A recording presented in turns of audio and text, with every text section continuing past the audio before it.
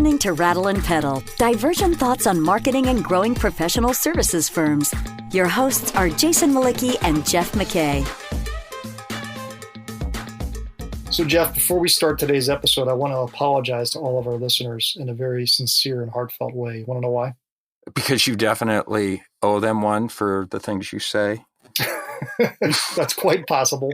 But actually, I wanted to apologize because I've given the command of the recording to you, which means this podcast will be like 7 hours long. They're going to have to listen through the night and into tomorrow. Blame Jeff, because if he never hits stop, if he just keeps talking and talking and talking and talking, you know why. Yeah, they'll know it when I kick you off and it's just a single voice. And you go on a monologue for 78 minutes.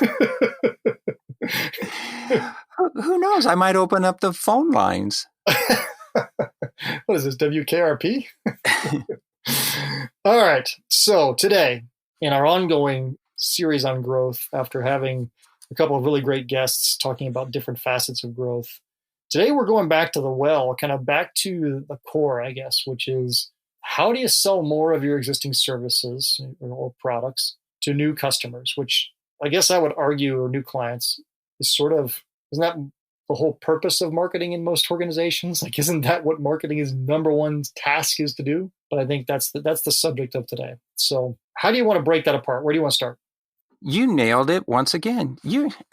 I love the way you set that up, because most people would say, well, I'm just going to sell my existing product to customers I don't have, right? That's a standard strategy firm recommendation. And real quick, don't you think that most marketing organizations, that's like, they don't even think about other options. That's the option. Right. That's why we're here. Right. And before everybody, deletes this episode, I think this is really important, because the firms and the marketers and the practice leaders, in my mind, are not thinking critically enough about what it takes to do what they're being asked to do. They assume that this is just business as usual. And I don't think that's the way to think about it. And that's what we're going to talk about. And hopefully when we're done, you're going to have some different ways to be thinking about how you sell existing products to new customers, new logos, if you will, that aren't buying anything from you right now. All right, so let's break this down. You made the note in here that the most typical thought from most firm leaders is, well, they're just not buying because they don't know who we are. They've never heard of us. And you said in our prep for this call that might be true some of the time, but it's probably not true most of the time. So just let's talk about that maybe misplaced notion. Well, this gets back to, I think we did a podcast on this, on brand awareness versus brand relevance. And most firms think if somebody is not buying from them, it's simply a matter of them not knowing that the firm exists. And fair enough, that could be true. But in my experience, that's not normally the reason firms aren't buying from you. So the follow on to that might be, well, they know us, they've heard of us, but they don't know what we do. So they may know that the name of the firm, but they don't know that I have this solution or that service or offer this. So they go elsewhere to buy it because they don't think I have it. And that happens even with existing customers. But to me, both of those often reflect brand relevance. You're not showing up in a way that makes your solution, your firm, your consultants, your ideas relevant to the problem that buyers have.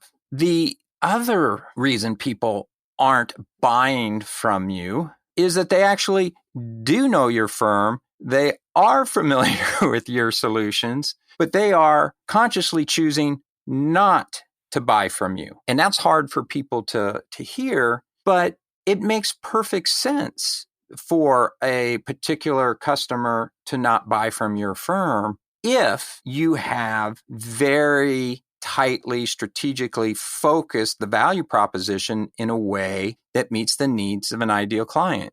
The ideal client is the client that values the value that you offer. And there are lots of businesses in the same industry that are the same size that see problems differently. So they may know you, but they may choose not to buy from you.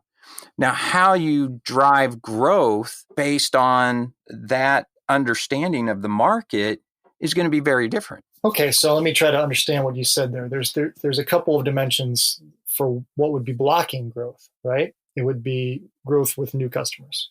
It would be one, they don't know who you are. Two, they know of you, but they don't know what solutions you have to bear or what problems that your organization is designed to solve. Or three, they've purposely chosen not to buy from you, even though they know your firm and they know the problems you solve and they know the solutions you have for some other reason altogether. Maybe there's some negative perceptions about the firm, or maybe more clearly, there's just not a sense that the problem you solve is big enough to make a switching costs. You've talked about that sometimes. Or is not aligned with how that potential buyer is defining the problem. All right, let's use some examples to help make some context on this. Here's an obvious example. Middle market company needs accounting services, right? I'm going to assume that a middle market company is probably heard of Deloitte, E&Y, KPMG, PwC, right? So they have heard of them. That's number one, you've cleared the awareness. Number two, they may be familiar with the fact that you offer accounting services to middle market or fast growth companies or something like that, so that you could be relevant to them. But they may know both of those things, but choose not to buy from you because you're too expensive. You send junior people.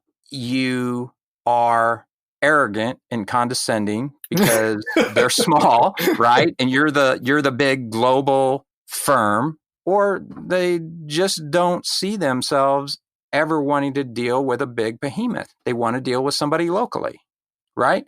So their whole set of buying criteria are different, even though, a growth strategy may say, let's go after the middle market, and they could have all the need for your services.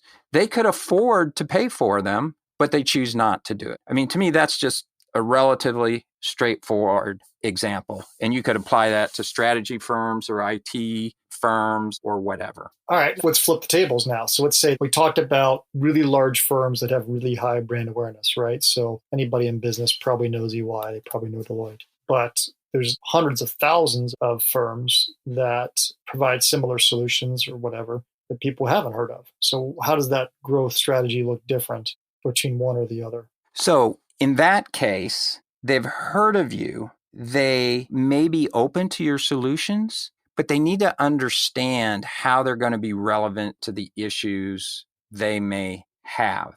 So now you're starting to begin to split into kind of micro issues, micro solutions within a given practice in order to target more specifically a type of buyer and issue and build relevance around that. So let's say, E&Y is a good example. And I think they did a phenomenal job with this, by the way, because I competed against them. Their ability to carve out a relevance to fast growth venture-backed companies, with their Entrepreneur of the Year program that's been running for decades, is a great way to pinpoint a marketing in order to attract, new customers through a very specific relevance, right? What's so great about that program is fast growth, VC backing, all necessitate a certain level of sophistication that a regional firm probably doesn't have. But that marketing also is very emotional in that it feeds, the ego. And sometimes that's not fair to say, the ego of the entrepreneur, because so many egos of entrepreneurs are selfless and tied up in their cultures and in their people. But for the most part, that recognition that E&Y gives through that program and the wining and dining is an excellent way to really speak to both the business needs and the emotional needs and build that relevance to penetrate with any number of products related to fast growth companies. What's underneath the hood of a